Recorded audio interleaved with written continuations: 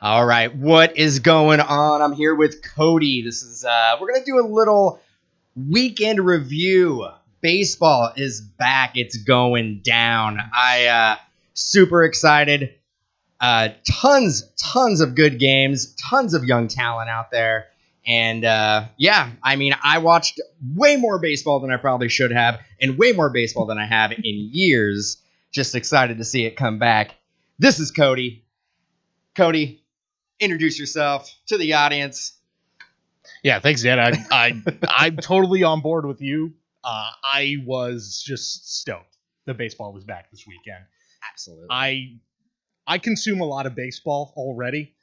I don't think I have sat in front of the couch or on my couch in front of the TV and watched that much baseball consecutively in a long time. I was so it's the classic case of you don't know what you got till it's gone. You know, this I can tell you it beats watching Korean baseball at 3 a.m, which I was doing. I'm not gonna lie. So I'm so bad. I'm so happy that it's back, and at this point, I'm just hoping that we get it for as long as we do. You know, unfortunately, I mean, I think everybody knows what happened today. Yeah. I think there was 12 players and 2 coaching staff of the Marlins. I was reading something today that they may have they may have actually gotten the coronavirus on the scrimmage games against the Braves. So now there's another team in question. They were playing the Phillies this weekend. The Phillies game has also been canceled against the Yankees, Right, I think. Right.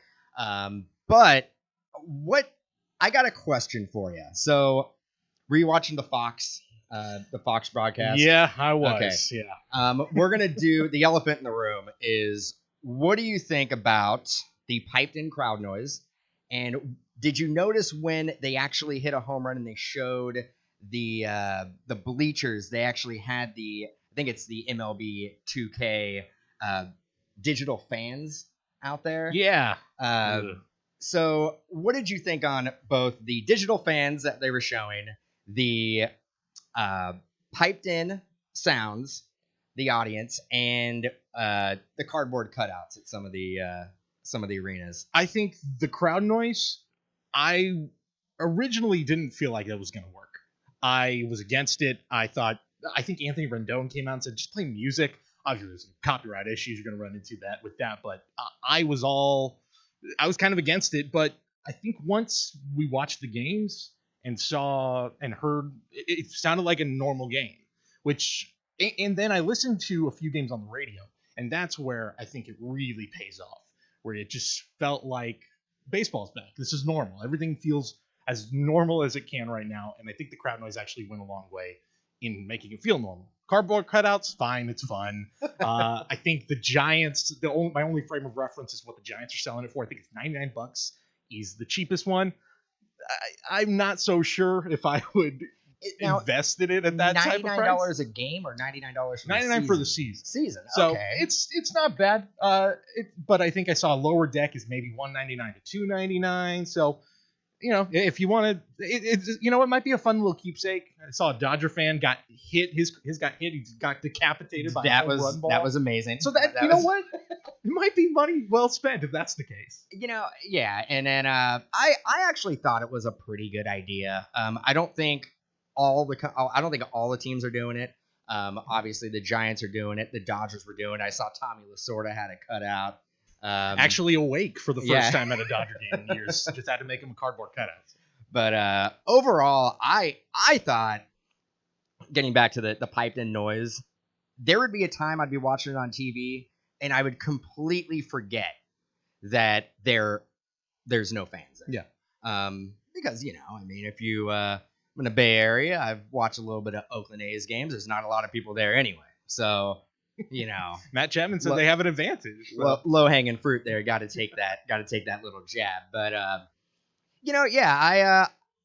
the only time that you were like, you know what, this is weird, is when you see a foul ball hit into the stands, and you're just like, okay, back to reality. This is not quite baseball, but this might be baseball as we know it going forward. Yeah, it's at the very least for this season. I think the Rangers were talking about maybe filling up the stands a little bit. I think they might take a step back on that regarding the latest news.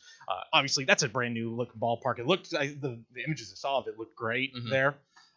Yeah, as for the virtual fans, I was really not feeling that. The thing about the virtual fans that they had, so watching the last primetime game was Giants Dodgers, and they had the digital fans there, and they were going back and forth. Like, it was kind of a glitch where it was like Dodger fans, and then all of a sudden Giants fans, and then back to Dodger fans. It was like, okay, well, it's that's what happens when you're playing the game, I guess. But the other thing is, I heard a lot of analytics based on it being a 60-game season, not a marathon. A sprint was like the terminology that was being thrown around almost on every broadcast. They basically equate every game to being about 2.7 worth of value. Right. So you string a couple series wins, and like you can be in the playoff hunt. I mean, with expanded playoffs, I think a team that's 500 is probably going to be in the playoffs. Oh, I don't think there's any doubt. Especially now, 3 hours before the season starts, they decide, you know what, let's go 16 teams in the playoffs, which just adds to the weirdness of the season. But I'm all for that right now, because, like you said, it's a sprint.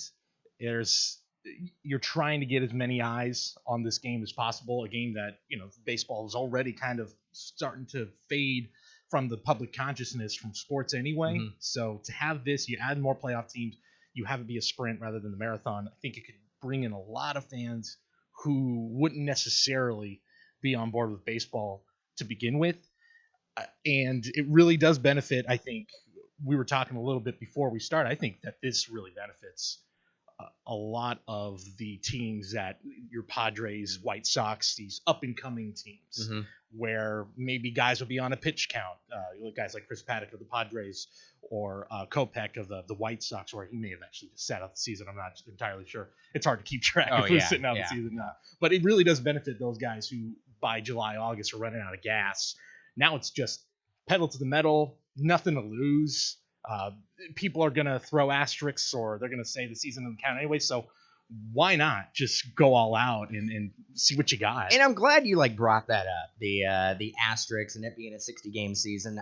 I don't think that's fair to the players that are going out there and the organizations that are going out there and performing. And they're trying their best. And they didn't come up with this. Exactly. They're just basically working with what they have been given to work with. So I don't think there should be an asterisk. I think it's going to be unlike any baseball season we've ever seen before and we're ever going to see in the future. Who knows?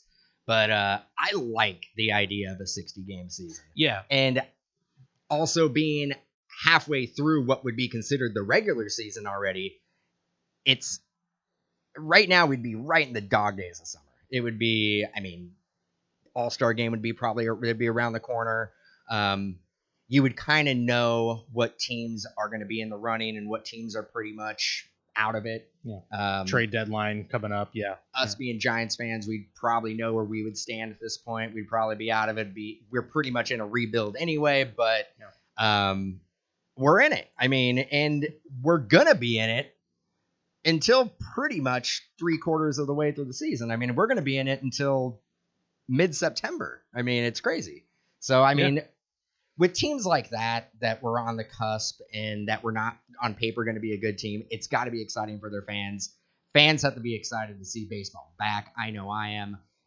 Before we close this segment up, what team, what player did you see this weekend that kind of popped on your radar and surprised you, and you're like, you know what, I'm gonna focus, I'm gonna watch that team this year? I think the series, other than locally, the ones I was really focused on, that Twins White Sox series, I thought that, to me, that's a preview of, if you're getting the top two teams from every division are going to make the playoffs, to me, that's the top two teams in that division potentially right now. I know Cleveland is still that team that's been there for a long time. They've got some really nice pitching, but really like what the White Sox have done. Luis Roberts looks really interesting. I think he's going to be a guy who could potentially have a monster year as a rookie. Eloy Jimenez is a guy I really like. That Twins lineup is still. I think we forget just how good they were last year because of that first round exit. And then San Diego Padres, who just I thought looked really impressive. Another team with a young pitching staff, young players who just I think got nothing to lose, no pressure on those guys. And the NL West, I think, is just a really stacked division. At the top with the Diamondbacks, I think are going to be a lot better. The Dodgers, obviously, are the Dodgers. And we know Gabe Kapler is going to be a story with his gamesmanship, as I guess Dave Roberts calls it. He is going to try. He knows where he's at with the talent level on his team. So and he's a competitor. So he's going to do whatever he can to win games, and it's not going to be conventional.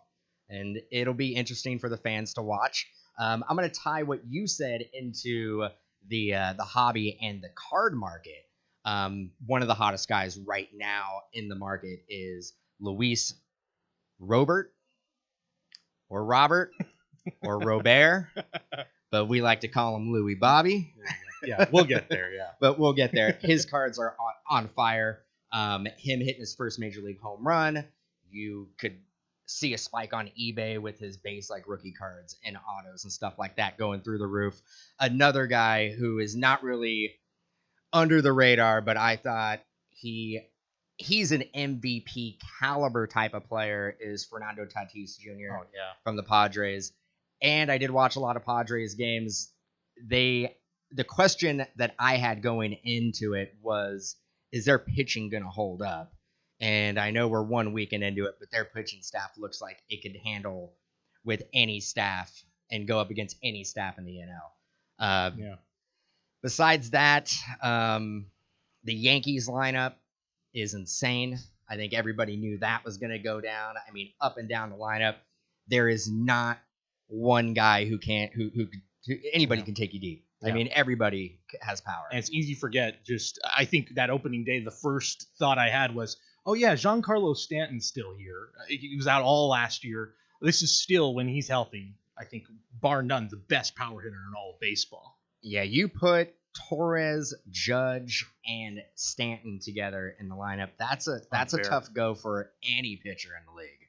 So they were exciting to watch. The Dodgers lineup, very similar. I think right now the consensus is that on paper it'll be a Yankees-Dodgers World Series. I can see it happening. You also got to figure like Kershaw coming back into the fold. He didn't play this weekend, so yeah. I mean, it was exciting. And I think we can. Speaking for everybody, I just hope that this is just a bump in the road with the Marlins, and that we can basically just keep on going, keep the momentum going, and let's expand. Let's get baseball back to where it's it's America's pastime, and get that exciting juices flowing again. Yeah, Rob Manfred, if you're watching, come on, let's get this. Let's fix this thing up. Don't let another Marlins situation happen. Exactly. I'm sure, even if he was watching, probably falling on deaf ears the way that Rob Manfred's been handling things lately. But yeah, but I'm totally with you in lockstep. I want to see this game. I want to see this work. I want to see these great young players. A lot of those guys you mentioned. I think a dark horse for the World Series, I'm going to say I really like the Atlanta Braves. They're a team that I think I kept ignoring, and the more I looked at them, and I thought, there's still a lot of good young talent here. There's still really good young pitching. I think that's one team, and I think they had a blowout win last night in New York. They blew out. They blew out the Mets. But I think Acuna started a little slow early. But yeah, and he's another guy in our hobby that his value is through the roof. Acuna, yeah.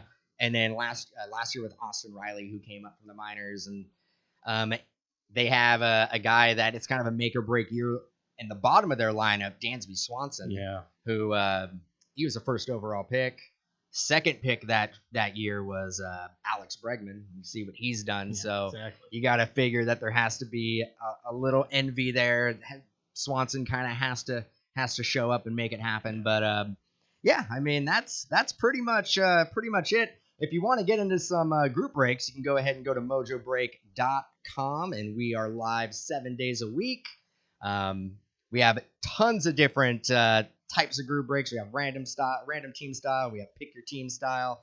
And if you hang out, you might be able to see Cody ripping some wax as well. So, Cody, I appreciate you sitting down with us and talking some baseball. And take care, everybody.